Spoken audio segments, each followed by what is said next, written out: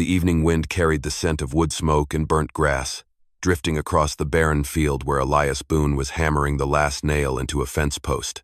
Each strike of the hammer echoed like time itself, tapping on the heart of a lonely man. It had been 6 years since Naola, the Apache woman he loved, vanished somewhere between the border and a storm of gunfire. When he looked up, the sunset burned red across the horizon. And at the ranch gate, 2 small figures stood still, cloaked in the dust of a long road.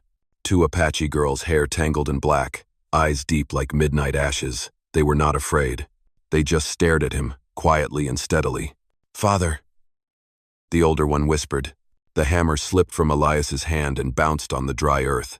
He stepped forward slowly, wondering if he was dreaming. One of the girls held out a silver bracelet, carved with a symbol of smoke, the mark he and Naola once shared alone. "Do you not recognize us?" Her small voice trembled. Mother said, "You live in this town and ride like thunder." Elias stood frozen. The girls looked to be about 6 years old, the same amount of time since Naola had disappeared. The wind swept across the plains, carrying golden dust that brushed his face. Something old within him, something he thought had long died, suddenly stirred back to life. That night, when Elias opened the cabin door, the 2 children stepped inside. The flickering light from the oil lamp danced across their dust-smudged faces. After years of nothing but wind, the house once again echoed with the breath of human life. That night, the wind slipped through the cracks of the cabin door, like a whisper from the wild. Elias lit the stove, and the fire cast a soft orange glow across the faded wooden walls. The 2 little girls huddled together under a blanket, their round black eyes reflecting the flames like lost stars. He placed 2 cups of warm milk in front of them. "What are your names?" he asked, his voice rough from years of talking only to horses and the wind. "Lyra and Sani," the older one replied. "Mother said you would ask that." Elias smiled gently. His first real smile in years, but then silence stretched between them again, thick and heavy. He looked at their small faces, the same sun-browned skin, the deep-set eyes, the careful movements of children who had lived with fear for too long. Outside, the distant howl of wolves echoed from the mountains. "Where did you come from?" he asked. The younger girl looked up, clutching the silver bracelet tightly. "Mother is sick. The tribe would not let anyone leave. But she said, if the man who rides like thunder is still alive, find him. He will bring her home." Elias felt his heart tighten. She was alive. Naola, the fire he thought had long turned to ash, was still out there, fighting through sickness and surrounded by hate. He looked around the cabin. Everything here was old and silent, like the part of his life he had tried to bury. On the mantel above the stove, the charred old picture frame still stood, a faded photograph of him and Naola with a band of wild horses. He reached out and touched the corner of the photo, as if afraid it might vanish. "Tomorrow," he whispered, "we ride." The girls glanced at each other, then moved in closer. Elias wrapped a thicker blanket around their shoulders, and in that moment, he realized something. The warmth of other people had never truly left. He had just forgotten how to feel it. That night, Elias did not sleep. He sat out on the porch, watching the sky. The full moon hung over the dry plains, casting silver light across the broken fence. The wind carried the sound of horses breathing, the whistle of the plains, and something else like the breath of Naola, calling to him from somewhere far away. The fire in the stove still burned. In its glow, the 2 girls slept soundly, curled up like 2 small pieces of a miracle. The wild had given back to a man who believed he had nothing left to lose. Elias knew, by morning, he would ride toward the darkness of the past. Because if Naola was still alive, he would bring her home, even if it meant crossing through a land made of hatred. Dawn broke over the Bighorn Mountains, casting gold across the dew-soaked prairie. Elias tightened the saddle straps, tied on a water pouch and a few pieces of dry cornbread. Behind him, Lyra and Sani sat bundled in a thick blanket, their wide eyes fixed on the horizon.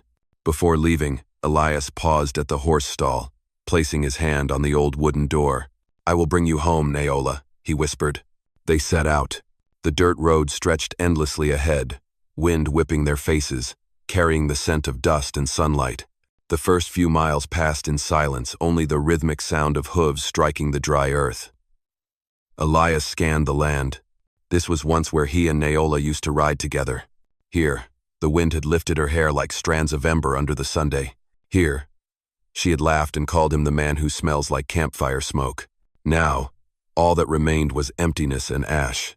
With each hill they crossed, it felt like time settled over his memories like a layer of dust. Sometimes, he would stop to let the girls rest, quietly watching the brittle yucca plants or the faded hoofprints in the dirt. They asked, "Are you afraid, Father?" He answered softly, "Fear is what reminds us we are still alive." By noon, the sun blazed like fire. At the edge of a dry creek bed, Elias let the horse drink, while he washed his face and stared at his reflection in the murky water. The scar on his cheek healed from old border skirmishes was still there, a reminder of the day Naola vanished in the smoke and screams. He had once thought dying in that battle might have been easier than living with the weight of all those memories. By late afternoon, they reached the Red Rock Country Apache territory. Totem poles stood along the path like rows of eyes watching every step the stranger took. The girls said nothing. They knew they were close to their mother's home. Elias felt the wind shift cooler now, tinged with the scent of burnt wood and pipe smoke, signs of the village. As the sun dropped behind the hills, silhouettes of horses appeared on the ridge. Apache warriors, silent as stone. They were not many, but the glint of spears and rifles caught the fading light. Elias pulled the horse to a stop. The two girls gripped his hands tightly. "Do not be afraid," he said softly. "We are here to bring your mother home." Hoofbeats echoed, closing in from all directions. One warrior stepped forward, his face painted with streaks of red, holding a spear out toward Elias. "No white man crosses this land," he said.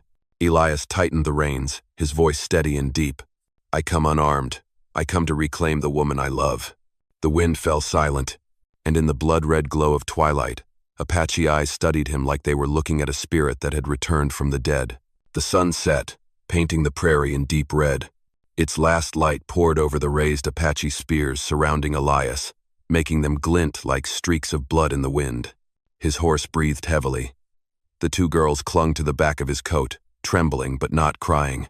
The leading warrior had a sharp, weathered face, deep black eyes, and a feathered charm tied into his braid, a sign that he was the gatekeeper of the tribe. He said something in Apache, quick and harsh. The two girls answered in shaky voices, then held up the silver bracelet engraved with smoke. The sunset fire flickered on the silver surface. Its symbol quieted the warriors for a moment. "Who is this man?" another voice asked. "He is our father," Lyra said.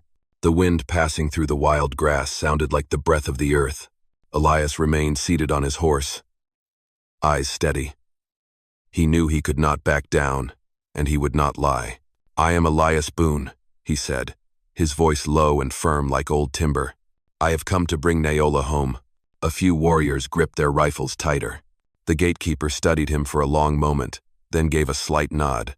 "If she is still alive, she is being judged. The tribe does not spare those who betray it."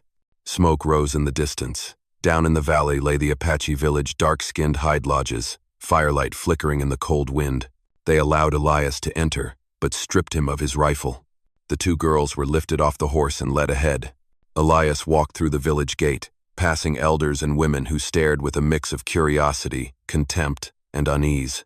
A child pointed at him and whispered something, only to be pulled away by his mother.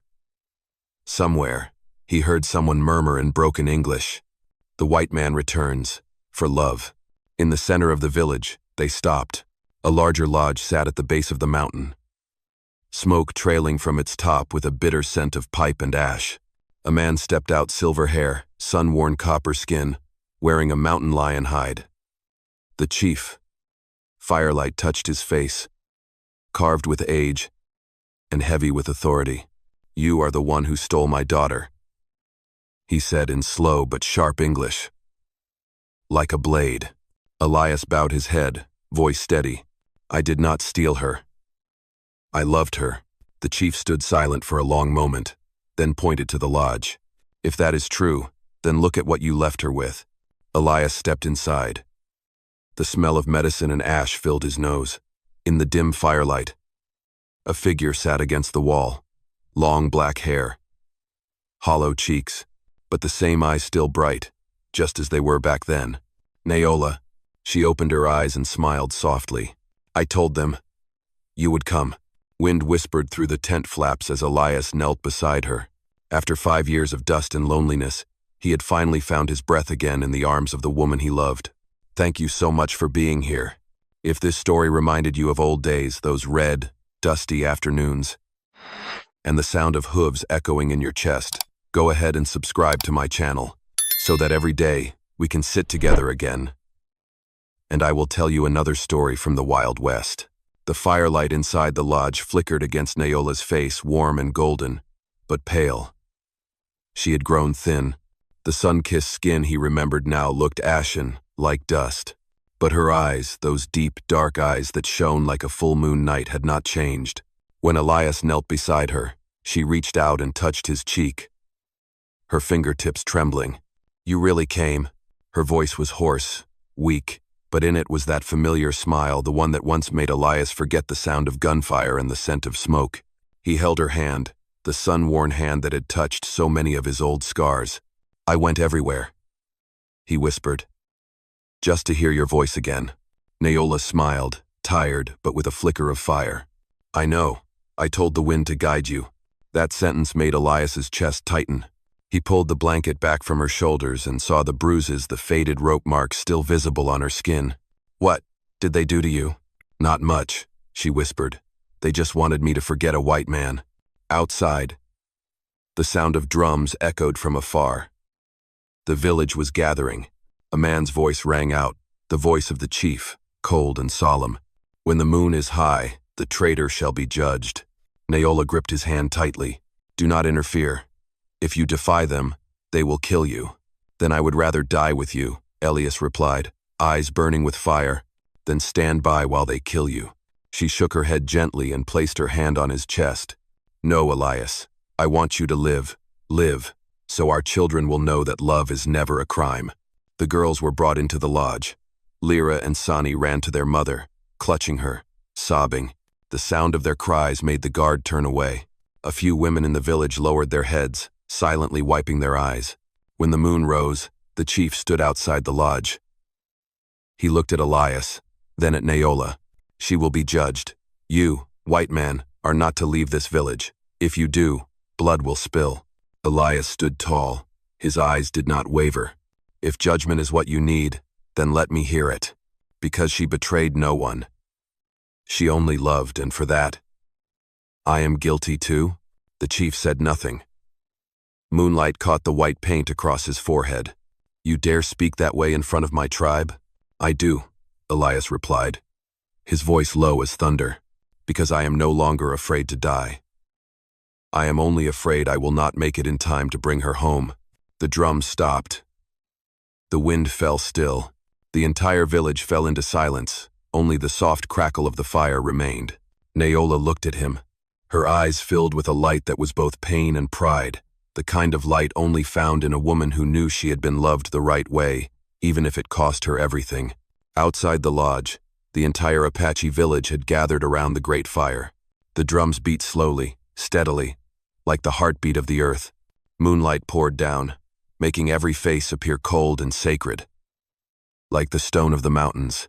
At the center, the chief stood tall, an eagle-carved staff in his hand. Beside him, Neola knelt, her head bowed low. Elias stood a few steps away, guarded by 2 warriors, but his eyes never left her, not for a second.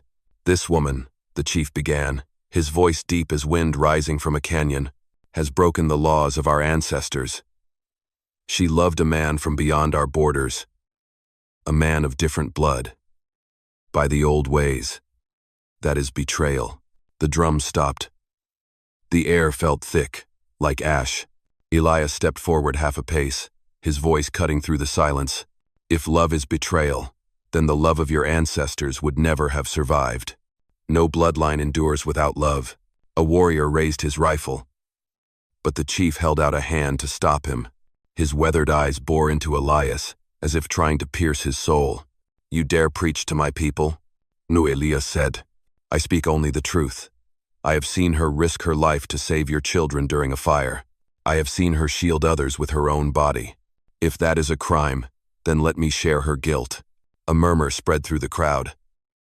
An old woman began to cry.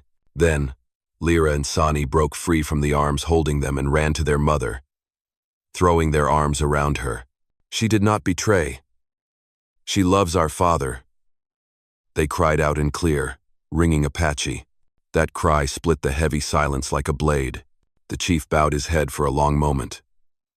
His shoulders trembled slightly. When he finally looked up, his voice was hoarse. "Blood does not lie. These two children are the proof of love. But law is still law." He pointed his staff at Elias. "If your heart is true, then prove to the land and the sky that you are worthy of protecting my daughter. Our tribe does not kill the brave. We kill only the coward." Elias understood. This was a trial by combat. He nodded, removed his rifle, took off his hat, and stepped into the circle of fire. A warrior stepped forward, tall, bare-chested, armed with a spear. The drums resumed, faster now, like thunder rising. The fight began under firelight and moonlight. Elias was knocked down twice, blood spilling from his mouth. But each time he fell, he saw Nyola's eyes, and he stood again. On the third time, he caught the shaft of the spear, twisted it, and drove his opponent to the ground. Then, he threw the weapon aside. The chief raised his hand. "That is enough." He looked at Elias, then at his daughter. "You are not a coward." The crowd bowed their heads. Nyola burst into tears, rushing into his arms. Her long black hair fell across his shoulders, trembling like leaves in the wind.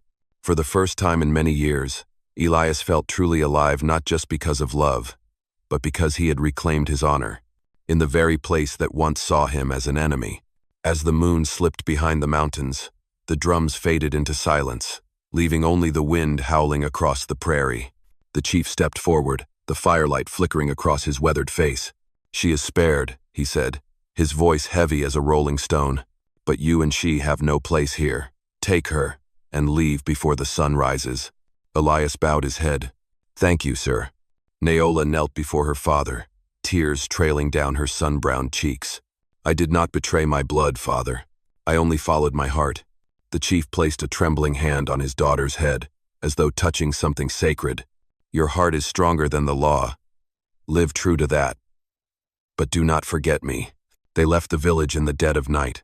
A fall storm was rolling in from the north, dark clouds swirling, thunder rumbling like the earth's own war drums. Elias secured their packs and lifted Nyola onto the horse. The two children, wrapped in blankets, sat behind her. He looked back once at the village, scattered firelight in the mist, the scent of pipe smoke mixing with the damp wind. Then he kicked the horse forward. The storm hit like a gray ocean. Wind clawed at their faces. Rain lashed against skin. The horse galloped through the open plains, hooves slicing through sheets of water. Elias held the reins tight, shielding Nyola in his arms. She leaned against his chest, her breath faint but warm. "You still ride like thunder," she whispered. "And you are still the fire inside me," Elias answered, his voice breaking against the wind. The girls giggled softly, their laughter rising into the storm, mixing with the thunder and the rain. It was the sound of life returning. In the heart of that storm, Elias understood he was no longer running from anything. No more fear, no more borders between two worlds. Only the road ahead, where an old home still waited. They rode through the night. By the time dawn broke, the storm had faded, and the early light spilled across the soaked red earth. Elias's ranch appeared in the distance, its slanted roof still standing, weathered but strong. Smoke stains clung to the wood like memories that refused to fade. He helped Nyola down from the horse. She looked around, her eyes shining through the morning mist. "We are home," she said. Elias gave a tired smile. "This house never forgot you." They stepped onto the porch. The rain had turned soft, and the breeze carried the scent of wet grass and fresh earth. Elias opened the door, and like some quiet miracle, the fire he had lit that night was still glowing in the hearth, its embers warm and alive. He knelt down and gently blew. The flame sparked, then burst into light, bright in the morning air. Nyola squeezed his hand and whispered, "A fire never dies, if someone keeps it burning with their heart." Outside, the storm had passed. The land was washed clean of old hatred, and across the rain-soaked plains, 4 figures, a family, walked together beyond the line between loss and peace. That morning, dawn slowly settled over Wyoming, warm and golden, like a quiet act of forgiveness. Mist rose from the fields, carrying the scent of damp earth and old firewood. On the creaky wooden porch, Elias Boone sat in silence, a cold cup of coffee in his hand, watching the first rays of sunlight slip through the clouds. After the storm, everything was strangely still, only the distant whinny of a horse and the thin column of chimney smoke rising like a sign of life reborn. Neola stepped outside, her black hair still damp, wrapped in a hand-woven tribal blanket. Her steps were quiet, but in the morning light, she carried a strength that seemed to still the whole world. Around her neck, the silver bracelet engraved with smoke still shimmered, a symbol of them, of 2 worlds that once seemed impossible to unite. Lyra and Sani ran through the yard, laughing as they chased the old dog. Their laughter blended with the wind, becoming a melody Elias never thought he would hear again. He turned to Neola, a slow smile forming, his deep eyes glinting with the kind of light only those who have known loss can truly understand. "The fire in the hearth is still burning," he said. She nodded gently. "Because your hands kept it alive," she replied. All that day, they worked side by side. Elias repaired the barn roof, blown loose by the wind, while Neola cleared the back garden and sowed barley seeds into the misty ground. The children helped, their tiny hands muddy, softly singing an old Apache song, a song about return, and about a land that forgives those who know how to love and live. By evening, Elias built a fire in the yard. The wind carried the scent of smoked meat and wood smoke around the house. Neola sat on the porch with an old stringed instrument, quietly singing. Her voice was hoarse, but warm, weaving through the wind and pouring peace into Elias's soul. "I remember," she said softly, "how we once dreamed of a home. Not big, just land, fire, and the 2 of us." Elias smiled gently. "Now we have all of that. And 2 more reasons to live." He looked over at the girls, fast asleep beside the fire. As the sun set, its golden light spilled over the porch, wrapping them in a soft, glowing halo. Elias placed an arm around Neola, feeling her warmth mix with the scent of soil and smoke. "I used to believe," he said quietly, "that some things are lost forever. But maybe, sometimes God just hides them, so we learn how to find them again." Neola tilted her head, smiling. "And love is the path that leads us back." The evening wind blew, making the oil lamps sway. And across the land drenched in sunset, 4 small figures stood against the wide western sky. No more hatred, no more division, just a home, 4 hearts, and a fire that never gave in to the wind. Love through all the seasons of wind and dust is the undying flame of humankind. It transcends laws, race, and walls built from fear. Love does not need vows. It only needs someone brave enough to keep it alive through the storms. Like Elias and Neola, they did not win with guns, but with hearts strong enough to believe this truth. Every wound, when loved with honesty, will someday become light. I am grateful to have shared this journey with you. Wherever you are listening from, I wish you peace and happiness. I love you, my cherished listeners of Wild West storytelling. Let me know what you felt while listening to this story. Leave a comment below. Type the number 8 if you loved it. And do not forget to subscribe for more powerful tales from the wild frontier.